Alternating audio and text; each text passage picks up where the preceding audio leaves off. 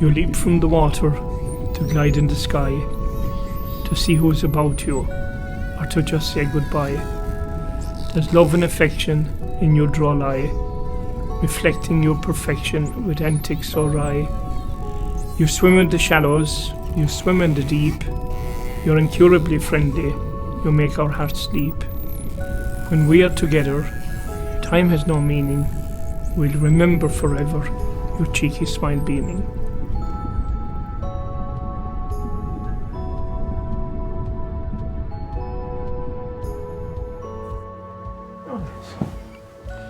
This is your life.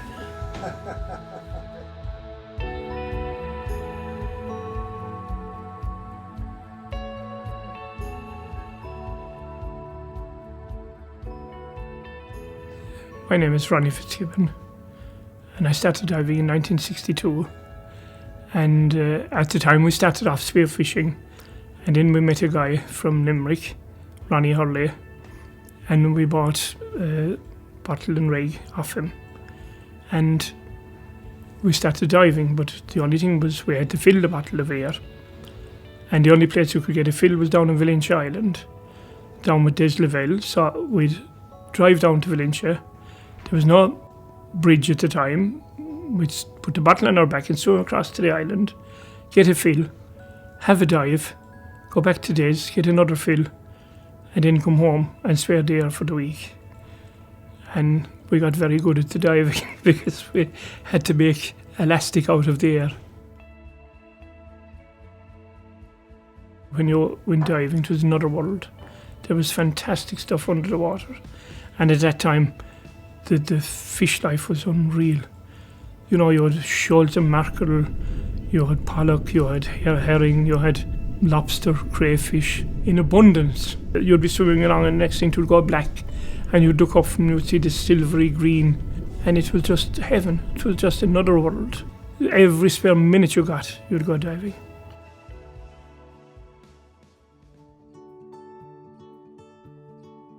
I was always a good swimmer. I always enjoyed swimming, and well, it was either that or sit at home, you know. So we all went diving. We took the kids everywhere with us. You know, there was no such thing as car seats or anything in those days. So the carry cot went into the back of the car, and off we went and camped in Dingle and Carsavine and whatever, and dived away for the weekend. My most beautiful dive actually wasn't a dive. It was a snorkel. And we were in a most beautiful place called the Cipadan. It's very basic. They have no electricity or anything. And no aircon. And it's roasting. And they all went diving. But the dive they were doing that day, I hate drift diving. I don't like being out of control. I want to swim. I don't want to be taken anywhere. So I said, I'll just stay on the beach. But I was roasting. And the cabins were roasting. I had nowhere to go, only into the water. And off I went, just to cool off. And I was plunking away, and there's a drop-off there of 2,000 feet. And it's black, navy blue, like. So there was all this lovely warm water here, but I was heading for that deep, cold water to cool off. And I saw a turtle coming up towards me.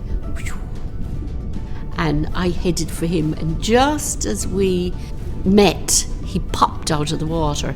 Now he was greeny brown underneath, but when he popped out, he was like a copperhead on the top of him.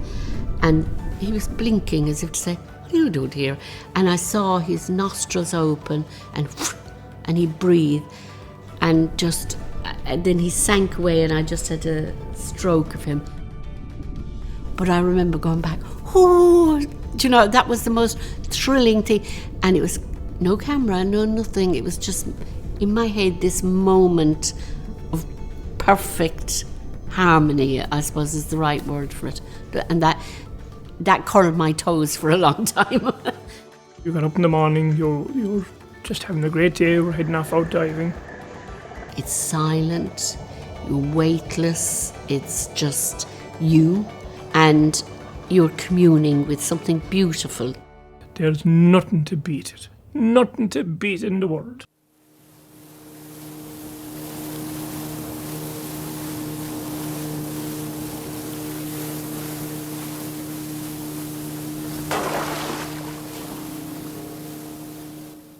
I remember the first time I ever came across a dolphin. It was in the wet weekend of 1966 in Dingle, and we were spearfishing. And the next thing I dived down, and I saw this fish coming towards me. It was a pollock, and I shot the pollock. And the next thing I looked, and I saw this grey thing. Frightened the life out of me. I didn't know whether it was a shark or what it was, but it turned out to be a dolphin. And that was the first encounter I ever had with a dolphin. It was roughly April 84, when my friend John Connor and his daughter, we were a little group, and I used to go out in the evenings out to John, and I'd go diving in around Beanbawn and thing, and John came across the fungi, and he said it to me. I said, we'll go out and we'll have another look the next night. So I went out the following night, and we went out every evening, and there we saw the dolphin, and now he wouldn't come very near you, and if you reached out to him, no matter how near you went to him, he just backed away. And that went on for a long, long time. And eventually one day he stayed, and we were able to rub him down and everything, and we did everything and anything trying to learn all about the dolphin.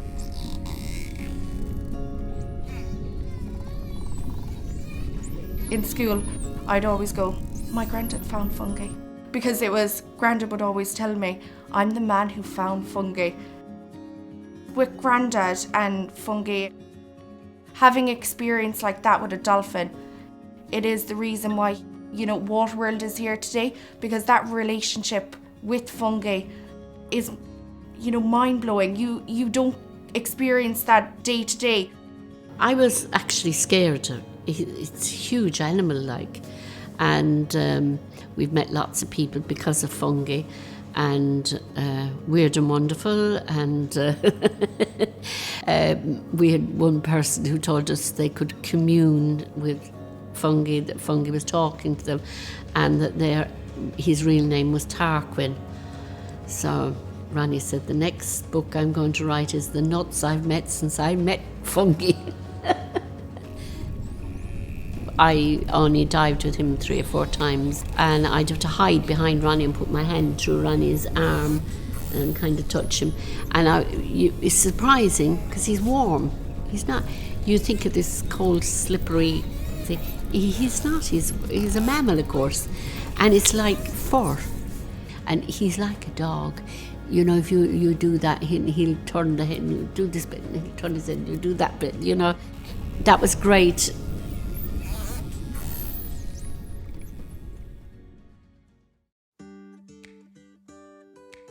I spent all my summers, winters, everything, teaching people to dive. And the club, we'd be teaching, and I'd be taking them out. And eventually I said, why don't I charge them for going out diving? So I had my own little boat, and I take them out, and I charge them, I make a few pounds out of it. And I said, there's a career in this. So I started from there, and then I wanted to get to... I went as high as you could go in CMS, the World Underwater Federation. I was the monitor 3-star instructor. So I crossed over to Paddy, and I opened up the Water World Dive Centre, and it grew and developed and matured from there.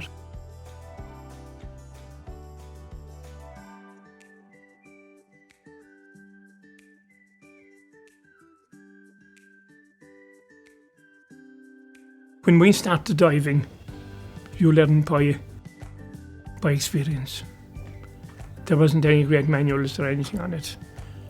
You met different divers, and they told you about the depths, you should be careful of this and why you shouldn't come up too fast. We were a group of divers who stayed together, and then eventually, became instructors, and we went along then and we were teaching people to dive in the club, and that's the way it developed.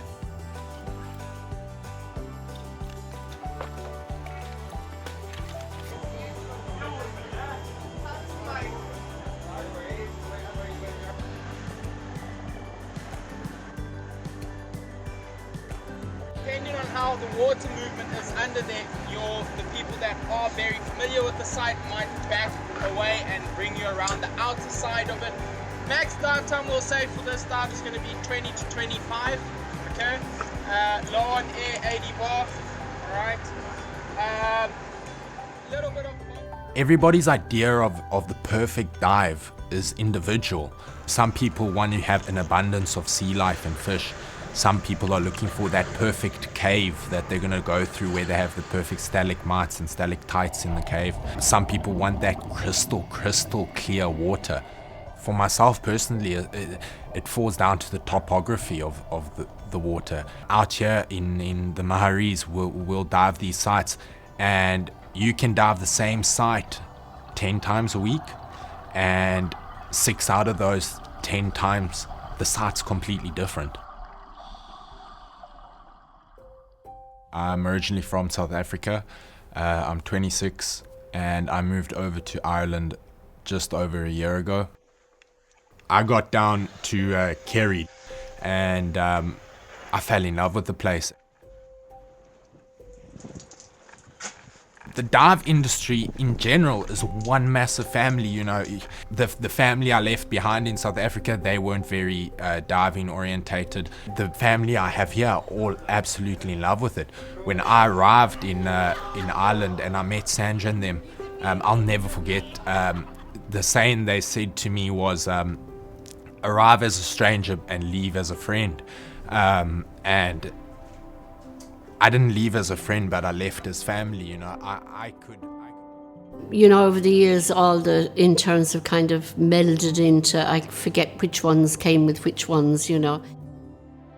But there's always those that I still have great friendships with. I don't know what they found here. I don't know what it is.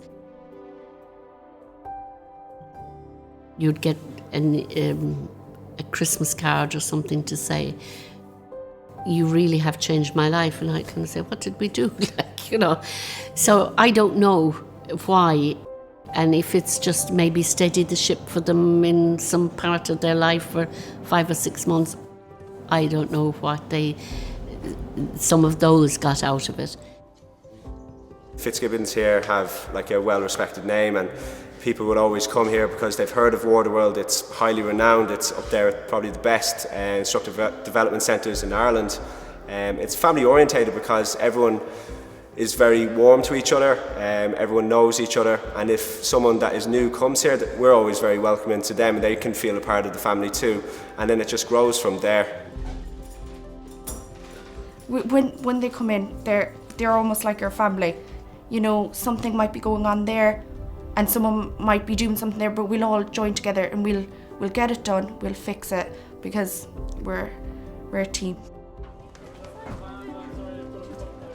We're so close and connected, and I think you want to bring people in and, you know, just share the love for everyone.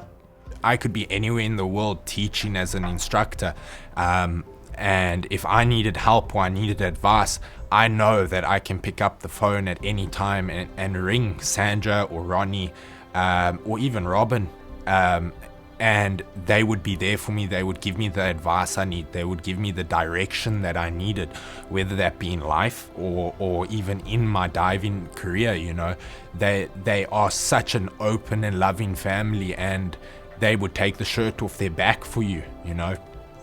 And for that, I'll always be grateful. Okay, lads, we're ready to go now. Don't forget your mask, snorkel, fins, weight belt, BC rig, anyone with a dry suit. Don't forget your hood. Bring your spare cylinder. Out the gate, turn right. Face oncoming traffic. Smile. There's tourists about. Pretend you're enjoying yourselves. Go and have a good dive. Thank you very much. Thank you. He fell ill about this time last year, and he was kind of hit and miss for a while. Back in 2017, they said, the doctors in Cork said he only had 6 months to live. He was a dead man walking. I got up one morning. I was going up to Cork for a checkup, and just for an MOT. And whatever look down I gave after having a shower, I saw this. I thought it was a sheet of paper onto my leg, and I looked down, trying to make out. And I said to Pat, "What's that?" And all the skin had just come completely off. I get the doctor to have a look at it. He says, "If we don't do a job with this, you're going to lose your leg." So they decided to operate straight away. Unfortunately, towards the beginning of this year, Ronnie had to have part of his foot amputated, and it has weighed heavily on him. He's constantly in and out, having it checked up and all of this, and it's taken a huge physical toll on him because of that. He's not fit to go diving, he wouldn't be able. He just would not be able. It's like any athlete.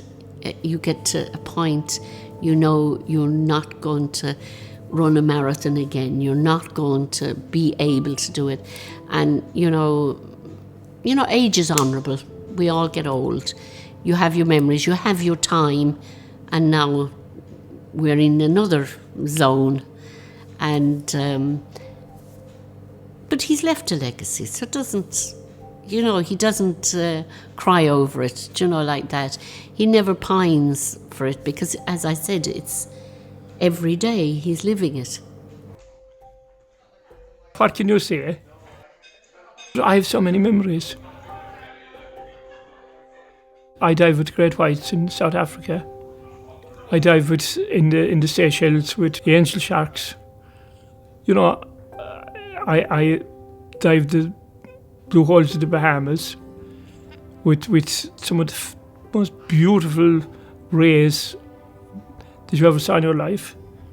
We dived with the shark dives in Nassau in the Bahamas. We were around in a circle, the man inside in the middle with the chain mail and the big dustbin, and he'd taken out the fish, and the sharks coming straight over your head, and they're shooting down in, they're taking the fish. I've all those, but one of the best memories ever was back in Brandon.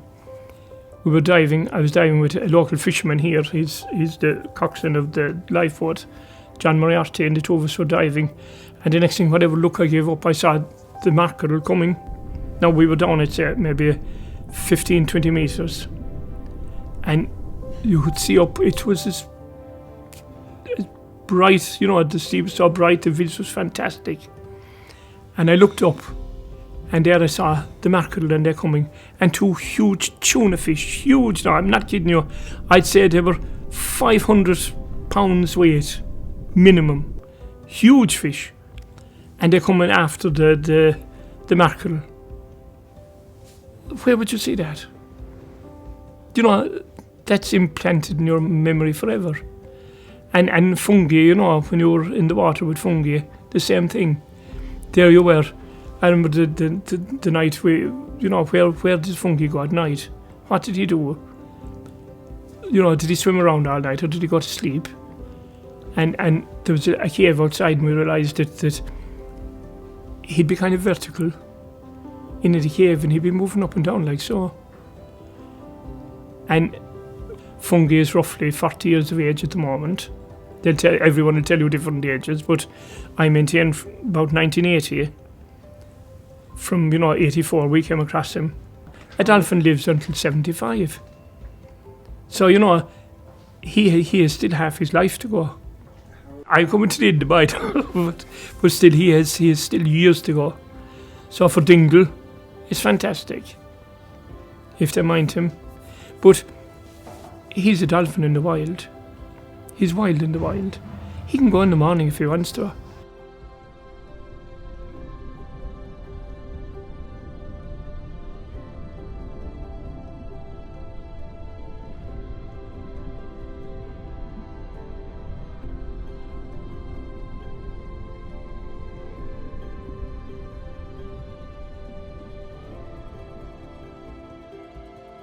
Ronnie, people have said that to Ronnie, why didn't you open in Dingle?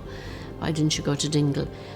And he said, the pleasure he got out of that dolphin for no monetary return. he would rather relish that relationship, that he didn't make any money out of him. It's down for posterity what happened with the dolphin and Ronnie and that experience.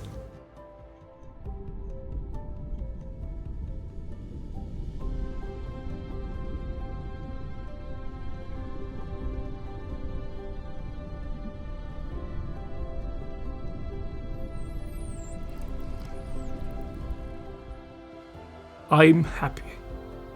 I had a great life. Now we had our ups and downs. We had, you know, like any family, you know, you have highs and lows and things, but we had more highs. And the living here, I mean, get up in the morning, look out there. Sure, you're in heaven. You meet so many different people. Beautiful people. People that are really enthusiastic about the diving. The diving is good, they enjoy themselves, and they're happy. And what more do you want?